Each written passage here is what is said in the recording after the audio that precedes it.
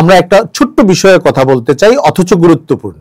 আমি উদার মুসলিম, আমার পরিবারে নামাজও হয়, পূজাও হয়। আজকের মিডিয়া এবং সামাজিক মাধ্যমে রাজশাহী বিশ্ববিদ্যালয়ের সাংবাদিকতার একজন প্রফেসর ওখানকার কিছু হেজাব পরা মেয়েদের একটা অনুষ্ঠান দেখে আহত করেছে, আঘাত দিয়েছে, অথচ তার নামটা মুসলিম নাম। তারা ইসলামকে কতটা ধর্ম থেকে মানেন, কতটা মানেন না, এটার চেয়ে একটা বিশাল সংখ্যক মুসলমান আধুনিক শিক্ষিত মানুষ তাদের লাইফস্টাইলটা দেখে খুব মোহিত হইতে থাকে। ইসলাম বিদ্বেষটাকে তারা পছন্দ করতে থাকে নানান নামে, কখনো স্বাধীনতার নামে, কখনো নারী স্বাধীনতার নামে, কখনো বাক স্বাধীনতার নামে, কখনো প্রগতির নামে, এক একটা শিরোনাম ব্যবহার করে করে মূল রেজাল্ট ওইটাই যে ইসলামের সঙ্গে তার দূরত্ব।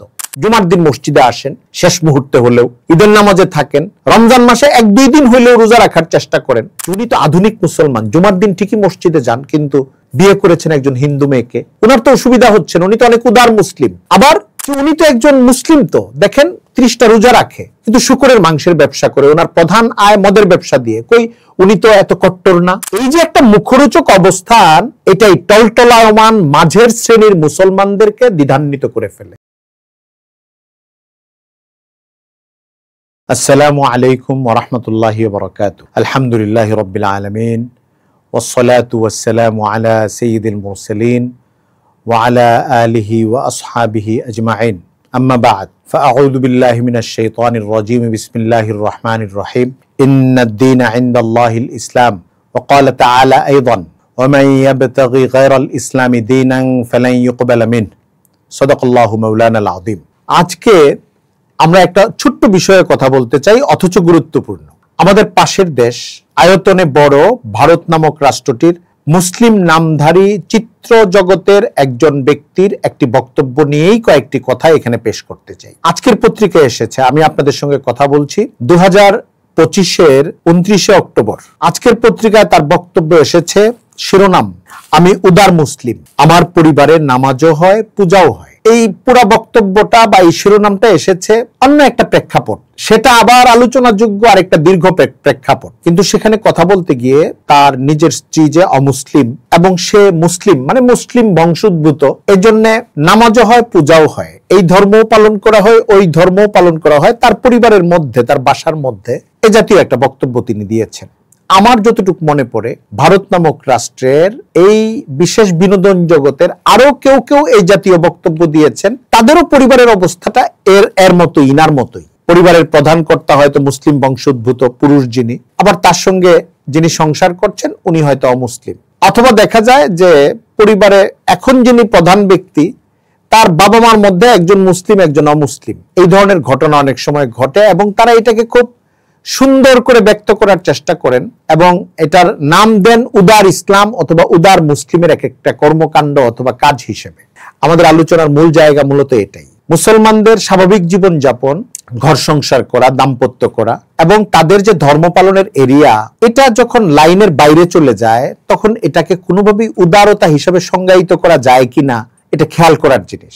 ধর্মতাত্ত্বিক যারা রয়েছেন তাদের কাছে এটা একটা বিভ্রান্তি, বিচ্যুতি, পথচ্যুতি। কোন একজন মুসলিম তার নিজস্ব ধর্মের বাইরে গিয়ে অন্য ধর্মের কাউকে বিয়ে করা, এটা আসলে ইসলামের স্বাভাবিক স্বীকৃত দাম্পত্যের নীতির মধ্যে পড়ে না। কিন্তু এইভাবে সন্তান হওয়া, ওই সন্তান আবার তার পরবর্তী জীবনে যাওয়া, এটা কোনো কোনো মানুষ বা কোনো কোনো উপমহাদেশীয় পরিবারের মধ্যে অথবা উপমহাদেশের বাইরের অতি আধুনিক মনস্ক যারা ইসলামের সঙ্গে যাদের সম্পর্ক শিথিল হয়ে গেছে, তাদের মধ্যে এটা ঘটে এবং এটা নিয়ে তাদের ভিতরে এক ধরনের তৃপ্তি থাকে। এই জন্য তারা সংজ্ঞায়নটা করে অনেক সুন্দর করে, সুশোভিত করে, যেরকম আমি উদার মুসলিম এই শব্দটা তিনি ব্যক্ত করেছেন। এটা নিয়ে আলোচনার দরকারটা কেন? আলোচনার দরকারটা হলো নিউজ মিডিয়ার কারণে এবং বিনোদন মিডিয়া এবং সামাজিক মিডিয়ার ব্যাপক বিস্তারের কারণে এই সব চরিত্রগুলো, নারী কিংবা পুরুষ, তারা মুসলিম হিসাবে কোনো আইডিয়াল, কোনো গুরুত্বপূর্ণ চরিত্রের ব্যক্তি না হন, কিন্তু যেহেতু তার জগতে তার একটা বিরাট পরিচিতি আছে, কেউ স্পোর্টস জগতের, কেউ বিনোদন জগতের, কেউ পলিটিক্যাল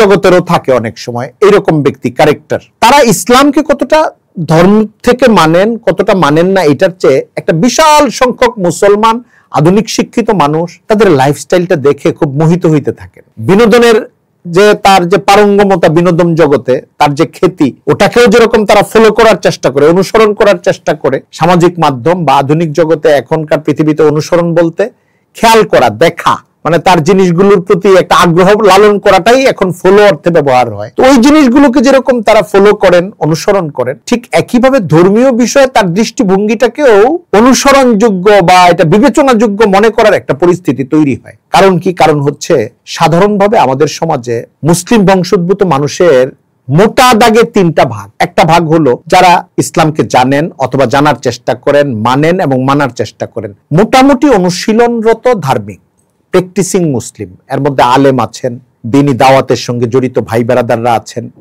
আলেমদের সংস্রব প্রাপ্ত মুসলমানরা আছেন, পারিবারিকভাবে নামাজ, দিনদারি, পর্দা এগুলোর সঙ্গে জড়িত ভাই বেরাদাররা আছেন, বোনেরা আছেন। তো এই যে একটা অংশ, এই অংশটা ইসলাম কি বলে ওইভাবে ইসলামটাকে মানার চেষ্টা করেন, অথবা যদি কোনো কারণে মানতে না পারে না, এদের মধ্যে যারা একটু গাফেল হয়ে গেছেন, কিছুটা না পারলে মনে করেন এটা আমি পারছি না, এটা আমার একটা দুর্বলতা, আসলে এটাই ইসলামের বিধান। আর এটা একটা অংশ। আরেকটা অংশ হচ্ছে ঠিক এর উল্টা, মুসলিম বংশোদ্ভূত কিন্তু পুরাপুরি দ্বীনের সীমানার বাইরে, তার আমল, তার আখলাক, অনেক ক্ষেত্রে আকীদা বিশ্বাসও, তাদের অংশটা আবার খুব সীমিত। এটা মুসলিম দেশেও অমুসলিম দেশেও অতি সম্প্রতি গত 10-15 বছরে সামাজিক মাধ্যম এবং ব্লগ, ওরিয়েন্টালিস্ট, নাস্তিক্যবাদী, ইসলাম বিদ্বেষী, ইসলামোফোবিকদের প্রচারণার কারণে বুদ্ধিবৃত্তিক ক্ষেত্রগুলোতে এবং সাংস্কৃতিক ক্ষেত্রগুলোতে অতিরিক্ত নেতিবাচক প্রচারণার কারণে তারুণ্যের একটা অংশের মধ্যে এটার কিছু বিস্তার ঘটেছে, কিছু প্রবীণ বয়সী মানুষের মধ্যেও ঘটেছে, যাদের চিন্তা, ফিকির, ইমান, আকীদাটাও একটা বিভ্রান্তির পথে নিমজ্জিত হয়ে গেছে। অনেকে নাস্তিক্যবাদের দ্বারা আক্রান্ত হয়েছে, অনেকে ভেতরে ভেতরে ইসলাম বিদ্বেষের চারা অথবা বীজ বপন করা হয়ে গেছে। এটা একটা অংশ আছে যে যারা ইসলামের পারিবারিক নীতিটা মানতে চায় না, শিক্ষার প্রতি তাদের আগ্রহ নাই, ইসলামের হেজাব নীতি নিয়ে বিতৃষ্ণা প্রকাশ করে, অথচ মুসলিম পরিবারের। আমি আপনার সঙ্গে কথা বলছি তো 29শে অক্টোবর, আজকের মিডিয়া এবং সামাজিক মাধ্যমে রাজশাহী বিশ্ববিদ্যালয়ের সাংবাদিকতার একজন প্রফেসর ওখানকার কিছু হেজাব পরা মেয়েদের একটা অনুষ্ঠান দেখে, এটা লম্বা প্রসঙ্গ, অত্যন্ত বাজে একটা ফেসবুক পোস্ট দিয়েছে মদের বোতল হাতে নিয়ে। তার এত ক্রোধান্বিত অবস্থা তৈরি হয়েছে যে আমাদের শিক্ষিত মেয়েরা রাজশাহী ইউনিভার্সিটি, যে ইউনিভার্সিটি উনার, ওখানে যারা নির্বাচনে জিতেছে ছাত্র সংসদের, তাদের একটা বিরাট অংশ হেজাব পরে শপথ গ্রহণ করেছে। এটা তাকে খুব আহত করেছে, আঘাত দিয়েছে, অথচ তার নামটা মুসলিম নাম। তো এরকম একটা শ্রেণী আছে যাদের সংখ্যা কম, কিন্তু ইসলামী শিক্ষা, ইসলামী জীবনযাপন, আকীদা, ইসলামী শেয়ারের প্রতি, এই সব কিছুর প্রতি একটা বিতৃষ্ণা, নাস্তিক্য বান্ধব এবং ইসলাম বিদ্বেষটাকে তারা পছন্দ করতে থাকে নানান নামে, কখনো স্বাধীনতার নামে, কখনো নারী স্বাধীনতার নামে, কখনো বাক স্বাধীনতার নামে, কখনো প্রগতির নামে, কখনো মুক্ত চিন্তার নামে, ব্যক্তি স্বাধীনতার নামে, এক একটা শিরোনাম ব্যবহার করে করে মূল রেজাল্ট ওইটাই যে ইসলামের সঙ্গে তার দূরত্ব। তো আমি দুইটা ভাগ বললাম, একটা হচ্ছে যারা ইসলাম মানেন, আরেকটা হচ্ছে যারা পুরোপুরি ইসলাম বিরোধী। মাঝখানের অংশটা অনেক বড়, তারা হচ্ছেন গাফিল মুসলমান, নিজেদেরকে ইসলাম মানি না এই জায়গাটায় নেন নাই তারা। এখন আবার সকল আমলের ক্ষেত্রে ইসলামকে প্রাধান্য দেন এবং ইসলাম ছুটে গেলে তওবা করেন, অথবা এটা আমার ত্রুটি হয়েছে এটা মনে করেন। এত পরিণত না তাদের বুঝটা। জুমার দিন মসজিদে আসেন শেষ মুহূর্তে হলেও, ঈদের নামাজে থাকেন, রমজান মাসে 1-2 দিন হইলেও রোজা রাখার চেষ্টা করেন। আমরা এটাকে ওয়েলকাম যোগ্য মনে করি যে এটা হচ্ছে ইমানের বন্ধনের একটা সর্বশেষ সুতার একটা সংযুক্তি, একটা গিট্ট।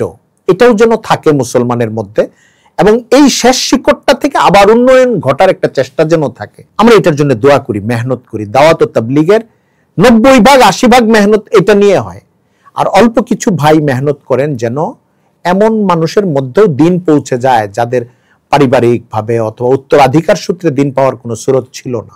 তাদের পেছনেও মেহনত যেন হয়, তারাও যেন আবাদুল আবাদ জাহান্নামের ঠিকানার দিকে অজ্ঞাত সারে কারো কোনো মেহনত ছাড়া রওনা দিতেই না থাকে। এটার জন্য কিছু অল্প মানুষ, দরদি মানুষ মেহনত করেন। বেশিরভাগ মানুষ দাওয়াতের ইসলাহী মেহনতটা বেশি করেন, যে যেন মুসলমানদের যে একটা গাফেল অংশ, যারা পুরা ধর্ম মানতে চেষ্টা করেন বা মানেন, যারা পুরা ইসলাম বিরোধী অবস্থান নিয়ে গেছে, মুসলিম পরিবারের সন্তান প্রজন্ম, এই দুইটা অংশের বাইরে আপনি 50% 60% মতো মানুষ পাবেন টলটলায়মান, দোদুল্যমান, গাফেল মুসলমান।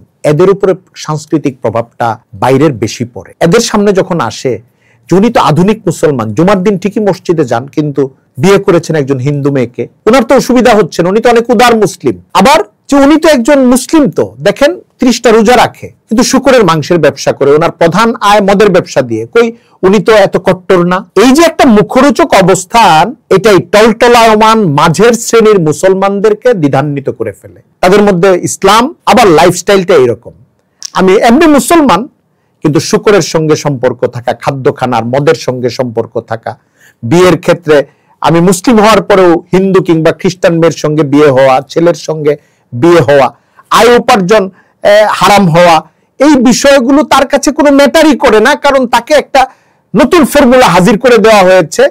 ওই টাইপ মুসলিম বংশোদ্ভূত মানুষেরা দেশের এবং বিদেশের, যারা ইসলামটাকে খুব একটা মানেই না। আবার তাদের একটা কি, ওই যে বলেছে না যে আমি উদার মুসলিম, আমার বাসায় নামাজও হয় পূজাও হয়, বছরে 1-2 দিন হয়তো নামাজও হয়, যায় নামাজ নিয়ে দাঁড়ায়, আমি ওইটাকে তাচ্ছিল্য করছি না, ওইটাও হতে পারে আল্লাহ তাআলা তাকে মওতের আগে ঈমানের হালতে নিয়ে আসবেন। আলোচনাটা দরকার এই জন্য হয় যে এটা আসলে কোনো প্রশংসিত চিত্র না, এটা উদার মুসলিমের চিত্র না। উদার মুসলিম মানে এখানে শব্দটা কুদার মুসলিম হইতে পারে, যে ভুল দরজার মুসলমান উনি। সকল ইসলামের আগের, বর্তমান এবং সামনের যুগেও যারা ইসলামটাকে সঠিকভাবে লালন পালন করবেন, তাদের কাছে ইসলামের মধ্যে এই মিশ্রণটা, যে ধর্মীর মৌলিক বিষয়ে, জীবনযাপনের মৌলিক বিষয়ে বিচ্যুতি ঘটবে, আবার সেটাকে ইসলামের একটা স্বাভাবিক রূপ হিসেবে গ্রহণ করা, এটার কোনো সুযোগ ইসলামে আসলে নাই। ইসলাম ইবাদতের ক্ষেত্রে, বিশ্বাসের ক্ষেত্রে, দাম্পত্যের ক্ষেত্রে, কামাই উপার্জনের ক্ষেত্রে, মুআশারার ক্ষেত্রে, মুআমালাতের ক্ষেত্রে, আর্থিক লেনদেনের ক্ষেত্রে কমপ্লিট একটা প্যাকেজ লালন করে, এবং এটাই মুসলমানদেরকে সে সবসময় মুসলমানের সামনে নির্দেশনা হিসেবে কোরআন এবং সুন্নাহর পক্ষ থেকে এটা পরিবেশিত হয়ে আছে, হতে থাকে। আলেমরা, দায়ীরা এটা এভাবেই পেশ করতে থাকেন। কিন্তু কেউ যদি মাঝখানে এই ফর্মুলাটাকে পেশ করে, উনি চিত্র জগতের মানুষ হন, উনি স্পোর্টসের মানুষ হন, উনি পলিটিক্সের মানুষ হন, উনি বুদ্ধিবৃত্তির মানুষ হন, সাংবাদিকতা জগতের কোনো মানুষ হন, অথবা কোনো বিজ্ঞান, সায়েন্সের, টেকনোলজির এত মহিয়ান গরিয়ান কেউ যদি হন, যে মুসলিম বংশোদ্ভূত, এখন যদি উনি বলেন যে আমি তো নোবেল পেয়েছি বিজ্ঞানে, আমি তো পৃথিবীর জন্য এই অবদান রেখেছি, কই আমার ওয়াইফ তো অমুসলিম, আমি তো বছরে এই প্রতিদিন 5 বার নামাজে যাই না, এটা আমার কাছে সময়ের অপচয় মনে হয়, নাউজুবিল্লাহ, আমি তো রোজার মাসে 2টা বা 3টার শুরুতে একটা এবং শেষে একটা রোজা রেখে দেই, আমি তো মুসলিম সমাজ থেকে আমাকে বিচ্ছিন্ন করি নাই, কই আমার তো কোনো ক্ষতি হচ্ছে না। মুসলমানরা এগুলি কি শুরু করেছে? ধরেন এই টাইপের বক্তব্য, আমি এমন কোনো বক্তব্য দেই নাই যেটা দুনিয়াতে নজির নাই। অনেক আধুনিক শিক্ষিত, বিচ্যুত, বিভ্রান্ত এই যে তথাকথিত উদার এবং অতি আধুনিক মুসলিমদের মানসিক এবং বক্তব্যগত অবস্থানগুলো অনেকটা এরকম থাকে। এটা আবার দোদুল্যমান মুসলমানদেরকে ব্যাপকভাবে প্রভাবিত করতে থাকে, যারা মাঝের গাফিল মুসলমান, তাদের সামনে। এই জন্য আজকের এই প্রসঙ্গটা নিয়ে কথা বললাম, যে উদার মুসলিমের এই টোপটা গেলার মতো কোনো টোপ না। উদার মুসলিমের নামে আমার ঘরে নামাজও হয়, পূজাও হয়, এটার একটা রূপ হতে পারে এই যে আমার ঘরে অমুসলিমরা দাওয়াতি কাজে শরিক হইতে আসে, আমার বিশাল বাড়ি, কোনো কারণে এখনো সে মুসলিম হয় নাই, তাকে এক কোণে একটু পূজা করার সুযোগ দেওয়া হয়েছে, এটা হইতে পারে। আবার আমার ঘরে স্বাভাবিকভাবে ঘরের সদস্যরাই পূজা করে, আবার ঘরের এক ধরনের সদস্য, মানে আমার একটা পরিবারের মধ্যেই, এটাও হইতে পারে এইভাবে যে পরিবারের একটা অংশ ইসলাম গ্রহণ করেছে, নবাগত মুসলিম, আরেকটা অংশ এখনো করতে পারে না, আমার সঙ্গে থাকে, এটা হতে পারে। আমাদের পরিচিত জনদের মধ্যে এমন মানুষ আছেন, বন্ধু বান্ধব, দোস্ত আহবাবদের মধ্যে, যারা নবদীক্ষিত মুসলিম মেয়েকে বিয়ে করেছেন, তার মা বা বাবা এখনো ইসলাম গ্রহণ করেন নাই। এখন ওই বাবা বা মা যদি তার মেয়ের সঙ্গে থাকতে আসেন, হতে পারে এটা যে এক সাইড দিয়ে উনি পূজা করবেন, এটা হয়তো বাধা দেওয়া হবে না, কিন্তু এটা একটা মেনে নেওয়া পরিবারের, যে না এরা সবাই আমরা একই সদস্য, এবং এটাকে আমরা কোনো নুকস মনে করছি না, এটাকে অসম্পূর্ণতা মনে করতেছি না, আমরা এটাকে উদযাপন করি, এভাবে আমরা পরকালে যাব, এটা কোনো মুসলমানদের মাইন্ডসেট হতে পারে না, এটা স্বাভাবিক অবস্থা না। এইটার থেকে আমরা বুঝতে পারি হিন্দুদের, অন্য ধর্মাবলম্বীদের ধর্ম পালনের নিরাপত্তার বিষয়টা একটা বিষয় যেটার ব্যাপারে সবসময় আমাদের মনোযোগী থাকতে হবে, কিন্তু উৎসাহের সঙ্গে তাদের পূজাগুলিতে হাজির হয়ে যাওয়া এবং ওইখানে গিয়ে খুব হাসি আনন্দের সঙ্গে এটাকে উদযাপন করা, এবং এই পূজায় সবাই শরিক হতে পারে এই জিনিসগুলোকে মনে করা, নতুন নতুন প্রদর্শনী তৈরি করা, এটা হিন্দুদের ক্ষেত্রে, খ্রিস্টানদের ক্ষেত্রে, বৌদ্ধদের ক্ষেত্রে নিরাপত্তা, সৌজন্যমূলক সম্পর্ক, এই জায়গাগুলো আমাদের দায়িত্ব। বিশেষ করে যারা দায়িত্বশীল, নিরাপত্তা বিষয়ক দায়িত্ব যাদের আসে, সামাজিকভাবেও যারা দায়িত্বশীল, এইটা তারা ওই দিকগুলো দেখতে পারেন।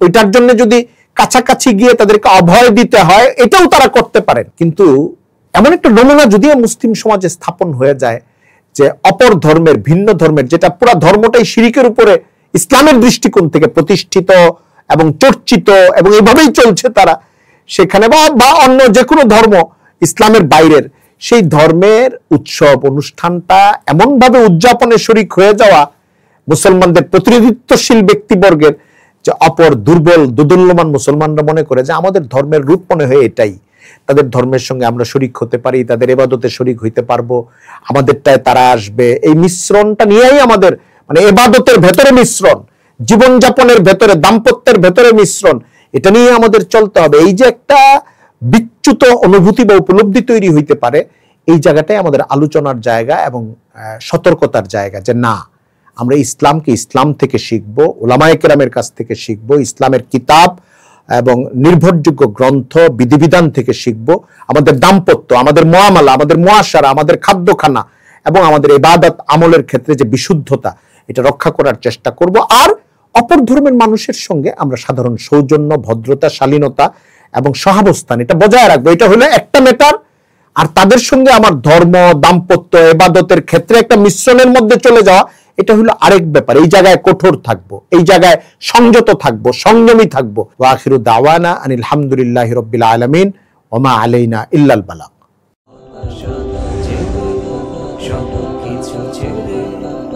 আমাদের সাথে